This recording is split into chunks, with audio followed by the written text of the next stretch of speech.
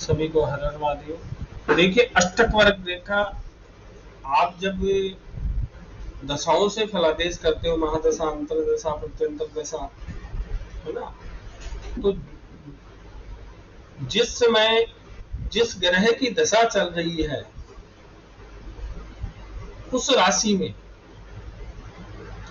जिस ग्रह की महादशा अंतरदशा, इन दोनों का विशेष प्रभाव होता है, अंतरदशा का विशेष प्रभाव लेते हैं।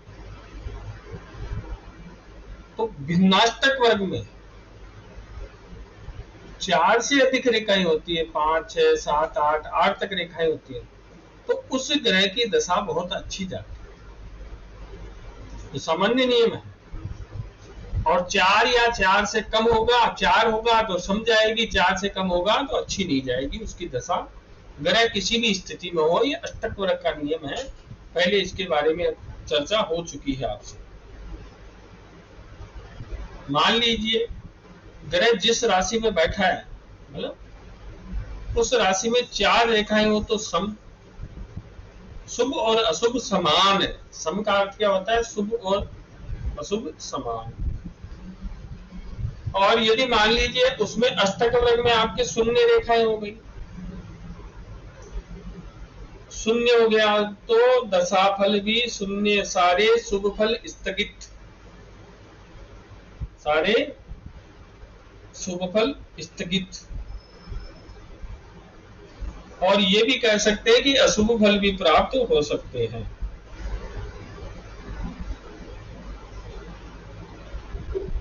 तो देखिए ये मैंने आपको बताया अष्टक वर्ग से दशा का फलादेश। अब अशुभ दशा, अशुभ दशा में किस किस ग्रह की अशुभ दशा होगी? तो जो ग्रह नीच है, अपनी नीच राशि में बैठा है, अपनी शत्रु राशि में बैठा है ना, अपनी शत्रु राशि के नवमांश में बैठा है, अस्त है ना, और पराजित है सूर्य की किरणों से, सूर्य के पास में, ये ग्रह अपनी दशा या अंतरदशा में अशुभ फल देते हैं। आगे देखिए कौन से ग्रह अशुभ फल देगी? मांदी, मांदी गुलिक आपने पढ़ा ना, मांदी, मांदी जिस राशि में स्थित है उस राशि का स्वामी, मांदी जिस राशि में स्थित है उस राशि के स्वामी की जब दशा चलेगी तो उस दशा का शुभ प्रभाव नहीं होगा। मांदी के साथ कौन सा ग्रह बैठा है? मांदी के साथ कौन सा ग्रह बैठा है तब भी अच्छा फल प्राप्त नहीं होगा। 4 से कम रेखाएं हैं तो भी अच्छा फल प्राप्त नहीं होगा, है ना। शत्रु में बैठे हैं तब भी अच्छा फल प्राप्त नहीं होगा, नीच में है तब भी अच्छा फल प्राप्त नहीं होगा, अस्त है तब भी अच्छा फल प्राप्त नहीं होगा, पाप युक्त रहे तब भी अच्छा फल प्राप्त नहीं होगा। गंडांत, गंडांत जानते हो ना, नक्षत्र गंडांत, राशि गंडांत, जहां नक्षत्र और राशि का अंत होता है वो गंडांत, गंड मूल नक्षत्र होते हैं ना, 6 नक्षत्र होते हैं, जहां राशि भी समाप्त हो जाती है और नक्षत्र भी समाप्त हो जाता है। कर्क राशि, वृश्चिक राशि, है ना, और मीन राशि, तो ये राशियां गंडांत राशियां बोली जाती है, यहाँ नक्षत्र और दोनों समाप्त हो जाते हैं। तो यहाँ इस संधि पे कोई ग्रह होगा, है ना, तो उसका भी फल अच्छा नहीं मिलेगा दशा अंतरदशा में। अब देखिए शुभ दशा किसकी होगी? पाराशर जी ने कहा है कि योग कारक ग्रहों की दशा शुभ होती है। योग कारक कोई भी ग्रह है जिस राशि में बैठा है ना, तो जिस भाव का स्वामी है उन भावों के अच्छे फल देगा। मान लीजिए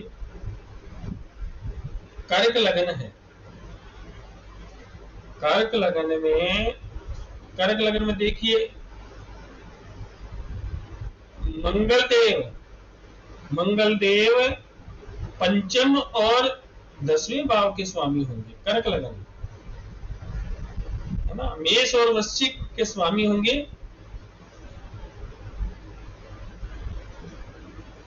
तो योग कारक होंगे, तो इनकी दशा शुभ फल देगी। कोई भी ग्रह योग कारक होता है, क्योंकि विष्णु स्थान और लक्ष्मी स्थान, केंद्र और त्रिकोण का संबंध बन रहा है। योग कारक है मंगल देव वहीं बैठे हुए, तो मंगल देव की दशा शुभ फलदायक होगी। तो कोई भी योग कारक की दशा शुभ फलदायक होती है। उच्च, अपनी उच्च राशि में बैठे हुए ग्रह, अपनी जो ग्रह उच्च राशि में बैठा है वो यश की वृद्धि करेगा, जातक की सम्मान की वृद्धि करेगा, है ना, उसे अनेक भोग प्राप्त होंगे, उसके जीवन स्तर में सुधार आएगा। कोई कहता है ना हमारे तो गुरुदेव की दशा आ गई, हमारे तो कुछ परिवर्तन ही नहीं हुआ। तो ये सोचिए आपके जीवन स्तर में, आपके सोचने के तरीके में, आपके जीवन यापन के तरीके में कुछ परिवर्तन आया।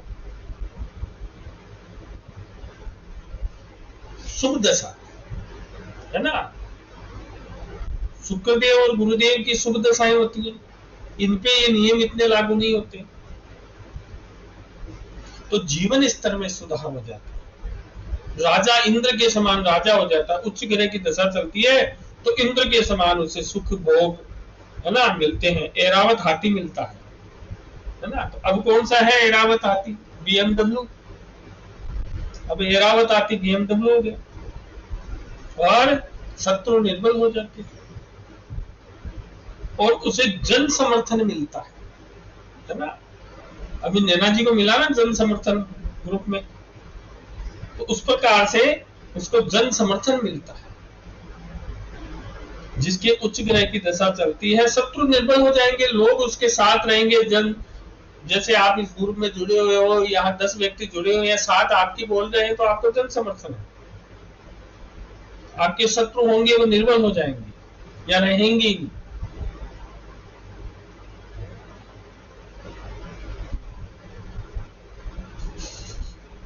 तो इस प्रकार से जो ग्रह उच्च राशि में होगा उसका बहुत अच्छा फल बताया गया।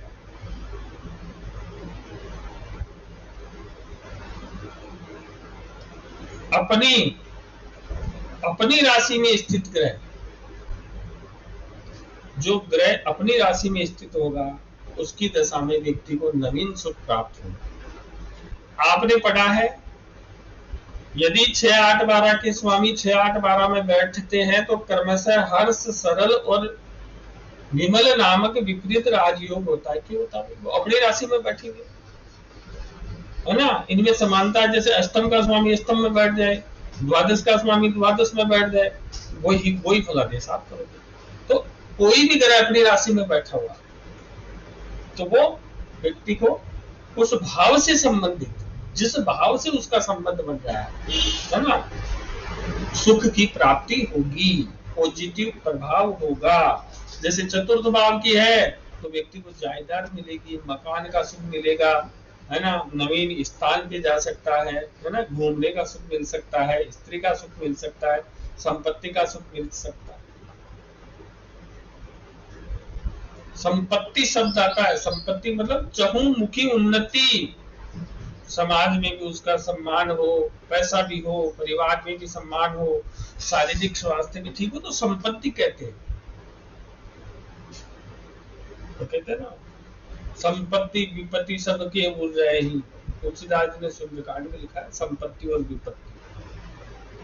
विपत्ति का, विपत्ति कोई भी विपत्ति आ सकती है, परिवार से विपत्ति आ सकती है, पड़ोस से विपत्ति आ सकती है, दूसरे देश से विपत्ति आ सकती है ना, अपने कार्य क्षेत्र में विपत्ति आ सकती है, और संपत्ति भी आ सकती है। इन सब में आपके कार्य क्षेत्र में संपत्ति, आपका मान सम्मान बढ़ रहा है, विपत्ति आ रही है, आपका मान सम्मान कम हो रहा है। तो संपत्ति और विपत्ति का विस्तृत रूप है, इनकी परिभाषा विस्तृत। अब मान लीजिए शत्रु अपनी राशि में बैठा है, ठीक है, अब शत्रु की राशि में बैठ गया, तो शत्रु राशि क्या करता है? आपका शत्रु, है ना, आपका शत्रु आलस्य है, आपका शत्रु आलस्य। आपने भोजन कर लिया, रात को सो गए, रात को नींद खुली, पानी पीना चाहिए, आलस्य कर गए, है ना, वो आपका शत्रु है, आलस्य। काम, क्रोध, मद, लोभ, मोह, मत्सर्य, ईर्ष्या, है ना, ये शत्रु। तो क्या करेगा? आप पानी नहीं पियोगे तो क्या होगा? आपका स्वास्थ्य खराब हो जाएगा। लौकिक शत्रु है, सामने आपका कोई शत्रु है, कार्य क्षेत्र में कोई शत्रु है, तो आप उसको देखोगे तो आपके मन में उथल पुथल होगी कि ये कहां से आ गया। तो देखिए, शत्रु क्षेत्र में जाकर बैठा है ग्रह, तो सबसे पहला तो स्वास्थ्य को शिथिल करेगा, व्यक्ति ढीला हो जाएगा, है ना। बिना कारण ही मन में नेगेटिव विचार आते रहेंगे, है ना। शत्रु प्रभावी हो जाएंगे, काम भी प्रभावी हो सकता है, क्रोध भी प्रभावी हो सकता है। ये नहीं कि शत्रु पड़ोसी से लड़ना है हथियार लेके, वही शत्रु है। शत्रु का अर्थ है आपके शरीर के अंदर काम, क्रोध, मद, लोभ, मोह। काम भी हावी हो सकता है, क्रोध भी हावी हो सकता है, लोभ, कहते हैं लोभ गला कटवा देता है ना, तो लोभ भी। तो शत्रु क्षेत्र की जब दशा चलेगी तो इस प्रकार की स्थितियां होगी। आपका काम का वेग अधिक बढ़ जाएगा, आपको शत्रुओं से डर लगने लग जाएगा, धन हानि होगी आपकी, धन आने में बाधाएं उत्पन्न होगी, और मन में विचारों की अस्थिरता रहेगी। कभी क्या सोचोगे, कभी क्या सोचोगे। अब देखिए, शत्रु क्षेत्र में बैठा कर मैं इतना फला दे धड़ाधड़ कर देता हूं, जातक कहता हाँ, है ना, तो आप भी कर दिया कीजिए। अस्त ग्रह होता है, अस्त ग्रह क्या करता है?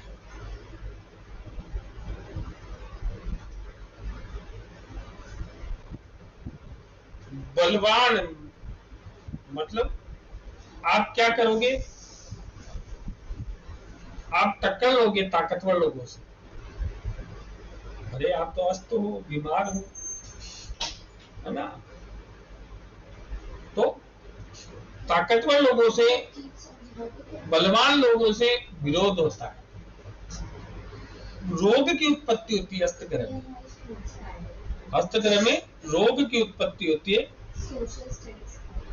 और विशेष ये कह सकते हैं कि कोई अस्त ग्रह होता है तो उसमें हृदय रोग होता है, हृदय रोग होता है। अस्त ग्रह में बलवान लोगों से बैर होगा, अस्त ग्रह में बलवान लोगों से बैर होगा।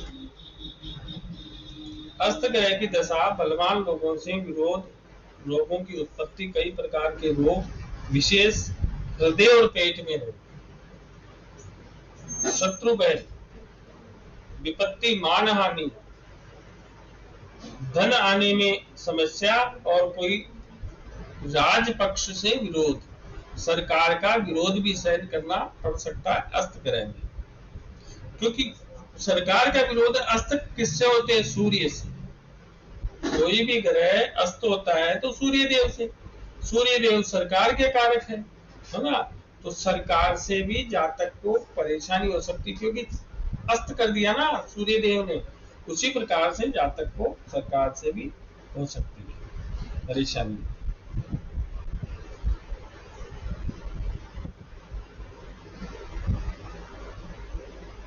वक्री ग्रह दशा, पाप ग्रह विशेष वक्री हो तो जातक के सम्मान में कमी, सुख में कमी, है ना। वक्री ग्रह का विशेष होता है, जैसे आपसे कोई कुंडली में पूछता है वक्री ग्रह की दशा चल रही है, स्थान परिवर्तन के लिए पूछना है, या कोई देख रहे हो लग्नेश या जैसे कार्य इस प्रश्न कुंडली में वक्री आ गए, है ना, स्थान परिवर्तन से संबंधित प्रश्न है, तो क्या आप कह सकते हो कि आपका स्थान परिवर्तन होगा? वक्री ग्रह विशेष स्थान परिवर्तन करवाते हैं, विदेश में ले जाते, प्रदेश वासा करवाते हैं। वक्री ग्रह की महादशा या अंतरदशा में जातक में ऐसा प्रभाव होगा, है ना। तो देखिए, पाप ग्रह वक्री हो तो ये स्थितियां होंगी, और यदि नीच ग्रह वक्री हो तो व्यक्ति के चारित्रिक पतन होगा। यदि नीच ग्रह हो, वक्री हो, तो चारित्रिक पतन होने की संभावना है। शुभ ग्रह नहीं होनी चाहिए, शुक्रदेव या गुरुदेव का प्रभाव होगा तो ऐसा नहीं होगा। है ना। तो चारित्रिक पतन हो सकता है, अपने परिवार से विरोध हो सकता है, मन मुटाव हो सकता है परिवार से। तो इस प्रकार से वक्री ग्रह की दशा ये दूर ले जाएगी, परिवार से दूर ले जाएगी, परिवार से मन मुटाव कराएगी, स्थान परिवर्तन कराएगी। अब मार्गी जो रस्ते रस्ते चल रहा है उस ग्रह की दशा, यदि मार्गी ग्रह 6, 8, 12 भावों के अतिरिक्त कहीं भी हो तो उसकी दशा में सम्मान की वृद्धि, सुख की वृद्धि, धन की वृद्धि, यश की वृद्धि, आपकी जो भी इच्छाएं हैं वो पूर्ण होंगी। मार्गी ग्रह की दशा में 6, 8, 12 में नहीं होना चाहिए। अब आता है दिग्बली।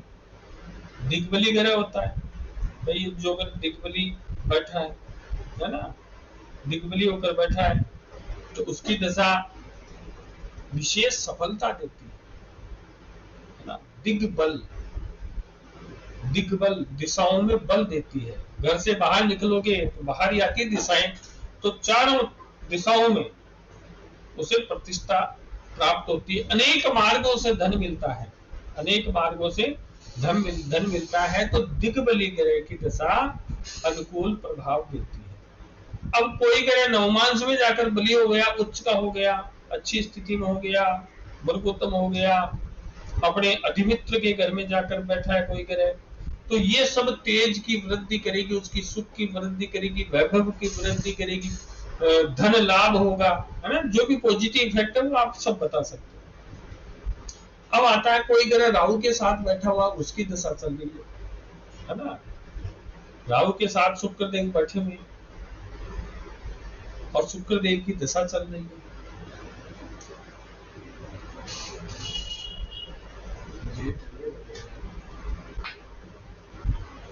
तो देखिए राहु देव कहीं भी बैठे हों, उनकी दशा चल गई जिस ग्रह की जो बैठे हैं, तो राहु देव अपना प्रभाव देंगे, जातक को नेगेटिव फल प्राप्त होगा।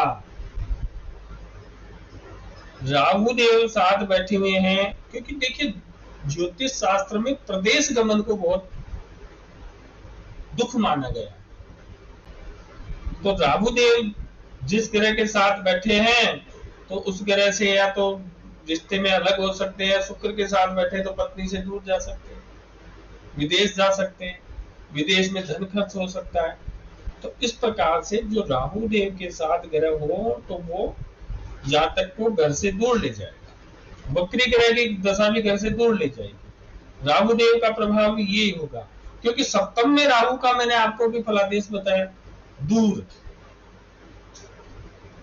मान लीजिए किसी का सप्तम में राहु है, मैंने कह दिया अलग संस्कृतियों में विवाह होगा, वो तो पास पास में विवाह हो गया, उनकी जो संस्कृति वो अलग संस्कृति में चले जाएंगे, वो दूर से जाके रहने लग जाएंगे, है ना। तो ये नहीं कि कोई फलादेश होगा नहीं, वो जरूर निश्चित होगा। तो इस प्रकार का राहु देव का देखना नवम और सप्तम भाव में ये होता है, और अन्य प्रभाव भी देखना।